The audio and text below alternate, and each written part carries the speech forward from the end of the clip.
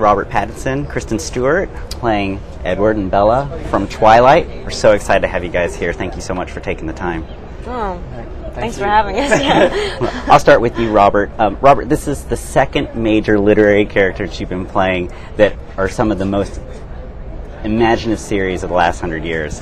That's a lot of responsibility. How did you feel in terms of playing Edward, knowing that you kind of had that backbone of playing Cedric Diggory before? I mean, did it help you kind of get into this role of understanding that literary character going from page to screen? No, I mean, I always just look at, it's probably a bad way of doing it, but I mean, I mean, it's so different. You can't really play the book, so I mean, I was playing the script. I mean, I just always use a book for just material, you know, and you can pick and choose whatever you want. And especially for Twilight, there's so much stuff. I mean, you've got like an encyclopedia of stuff that you can draw from.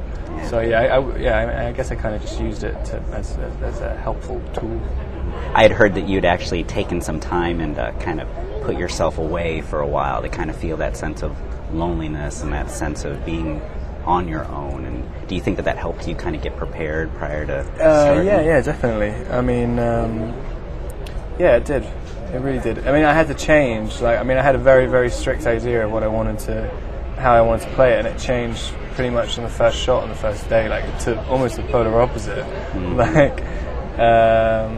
But yeah, I mean, I guess I mean, whenever you put a bit of effort into anything, it always ends up being a little bit better. Yeah. I hope. And Kristen, with you, what was it about this character that attracted you when you first read that script? Well, I mean, it's definitely like a desirable character to play. She's a sort of average girl that gets swept into something that is sort of unimaginable for her. But it wasn't really Bella per se. It's the relationship. It's like it's otherworldly. I've never, Did you like playing both sides of that? You know, the romance and at the same time being vulnerable, but then being strong as a female. Right. Yeah. I mean, Bella definitely is. She's the damsel in distress, but she's not a complete... I mean, the thing that's great about the story is that they're both willing to die for each other, and that it takes a really strong person, or whatever. It takes somebody swept up in something stronger than them. I mean, that's what I liked about it. It was just sort of like, I've never felt that way, yeah.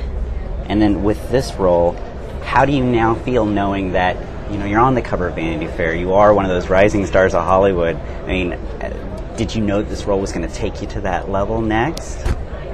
I didn't initially. It became very obvious to everybody at a certain point. We started the film and just like the whole phenomena that is Twilight, I became aware of. I didn't know about it. I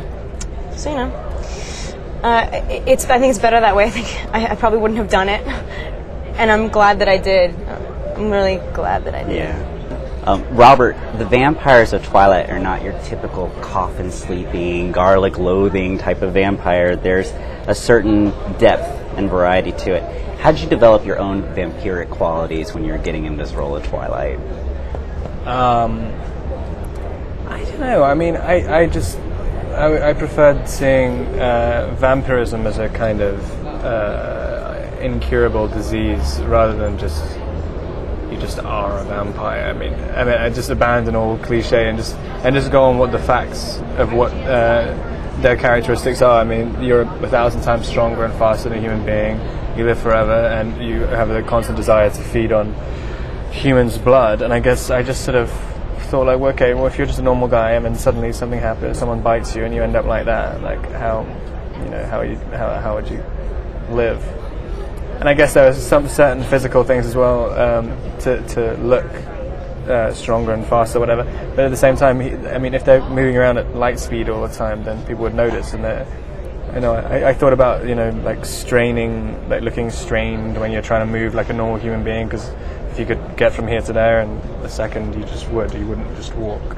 So I tried to do little things like that. How about Catherine Hardwicke as the director there? I mean, she had done 13 and Lords of Dogtown, and now she was taking her cues with Twilight. Catherine did for me. I mean, I had a tendency with Edward just to keep going darker and darker and darker, and like really, just thinking how, just kind of, when Bella comes into his life, he was just so emotionally like stagnant and fossilized, that I was thinking initially when she came in, he would just kind of go crazy, and it's just that your emotion. I mean, if you haven't really felt anything for 80 years, and then suddenly you're feeling everything again, like 100 times more than you would under normal circumstances.